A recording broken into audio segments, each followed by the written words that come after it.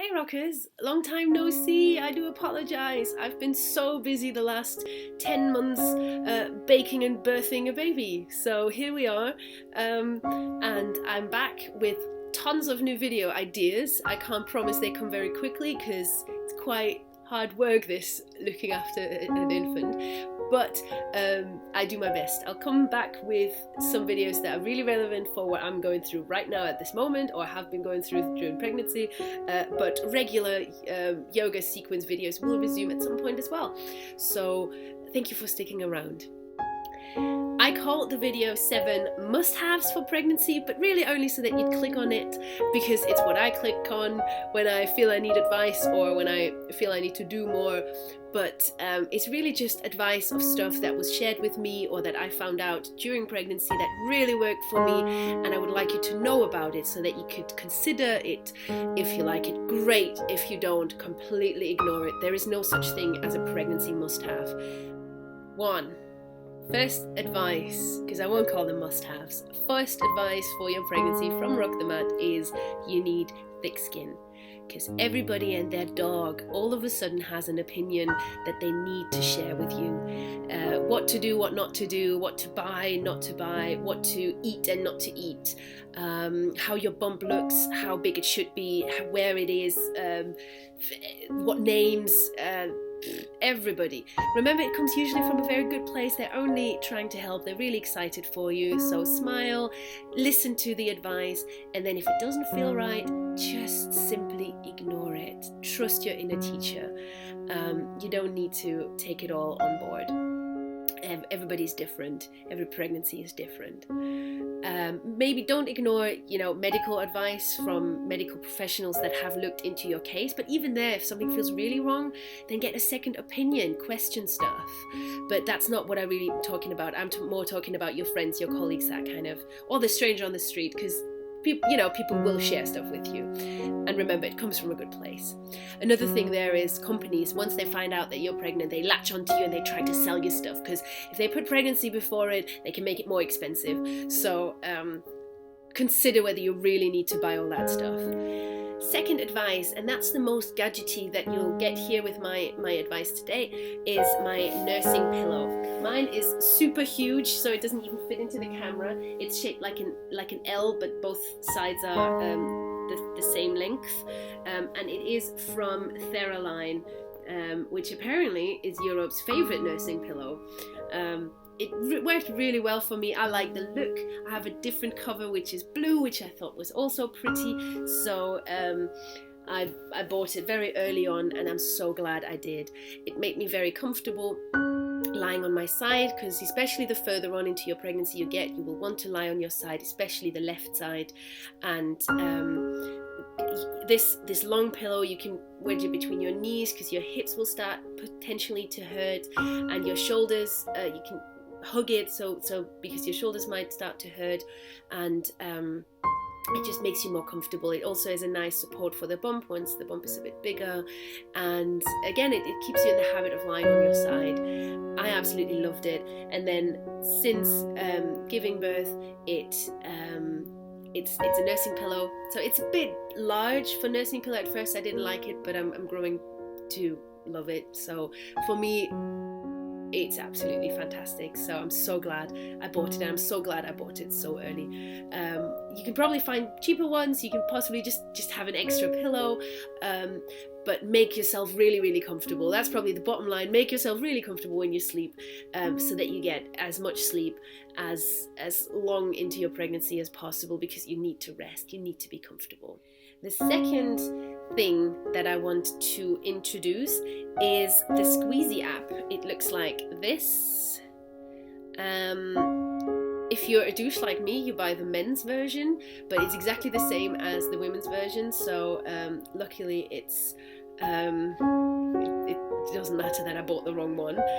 So it's called Squeezy. It's from the NHS, and it's about your pelvic floor.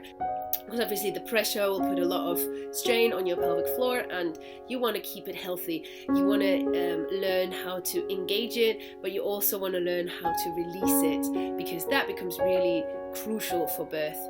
So I I knew about this, I knew how important it was, and yet for the first few months I completely ignored. Well, I kind of thought, oh yeah, I'm doing pelvic floor exercises, aren't I? And then thinking about it, I probably did maybe once a day tops, and then forgot about it over the weekends or so when I was busy or whatever. So if you're one of those people who can do it on your own, you know, you always do it when you brush your teeth or something, brilliant, then you don't need this app. But if you're a bit like me and you need a bit of a nudge, then this is perfect. You can set your timer. I had it on twice a day at first, and then closer to birth I had it on 3 times a day, and then since birth now I'm on 3 times a day as well, but you'll find what works for you. And it's 10 slow ones, so the slow ones just look like that. So that would be engaging the pelvic floor, pulling it all up, and then releasing it.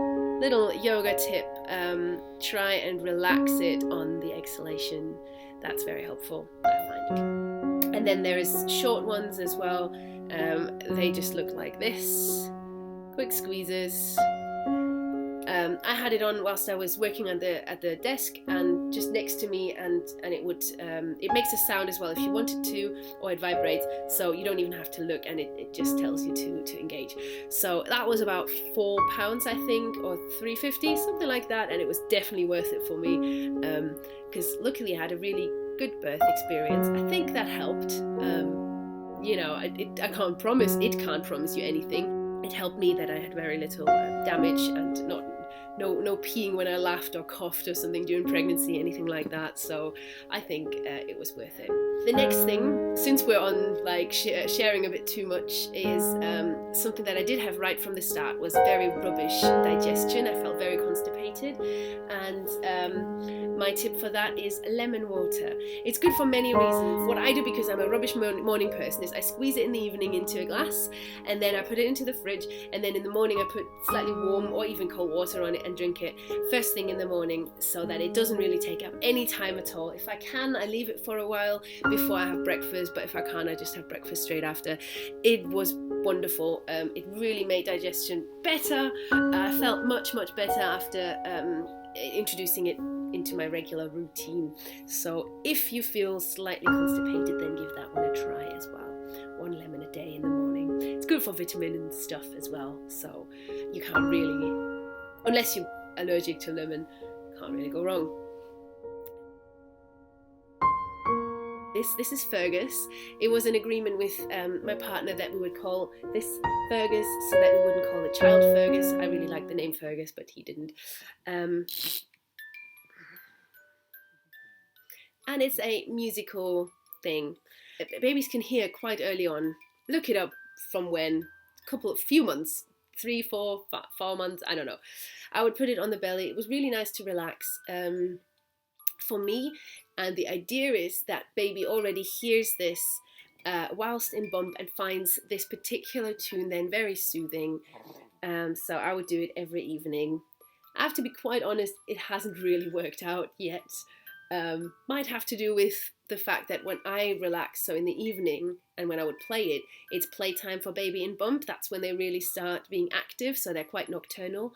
But I still really like doing it, and I'm sure baby will really like it. And again, it's really nice as a means to relax for just the duration of the thing before you go to sleep.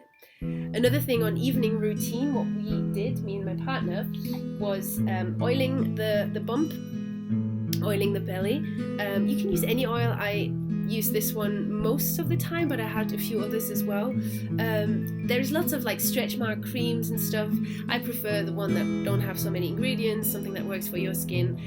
For me it was coconut oil. My partner would rub the belly with the oil and talk to bump. Kind of again similar to the music, for the baby to get used to my partner's voice, to daddy's voice, and also for him to start having a connection, and for us to have some quality time. So that worked really well. I did put it also over the breasts, but if you put oil on your breasts, be careful not to put it too much over your nipples, because you don't want them to get too soft. That might cause difficulties when you breastfeed once baby is here. I didn't really get any stretch marks. You know, it could have nothing to do with this, but maybe it helped, and it was definitely, you know, it's a nice bump massage, so why not? The last one I don't have anything to hold up for, but it's Yoga Nidra. Yoga Nidra is yoga sleep, and it's a sort of guided meditation. You find tons of Yoga Nidras on YouTube, so just type in Yoga Nidra into the search thing, and then choose one where you like the voice, where you like the duration, and do it every day, whenever. They say 20 minutes of Yoga Nidra is as restful as 4 hours of sleep. I'm not sure if that's true. I don't know if that's researched, probably isn't, but it is true that it's a really good way to relax. And if you consider hypnobirthing, then you're already halfway there. So I say, as soon as you find out that you're pregnant, start doing Yoga Nidra. Chances are you'll be very tired in your first trimester anyway, and this is a really good way to get some strength back, to force yourself to rest. Another thing about Yoga Nidra, there is something called the Yoga Nidra Network, which offers free downloads from the website, so you can put them on your, I don't know, MP3 player or something and listen to it whenever. So there you have it, my 7 top tips for pregnancy. I hope some of it helps. Give it a try. I don't think you can really do much harm with the stuff that I've suggested. If you're unsure about the pillow, then maybe it's a bit of an expensive purchase and you just try a regular normal pillow first. Why not? But other than that, they're not very pricey suggestions, so I hope it helps. I wish you all the best.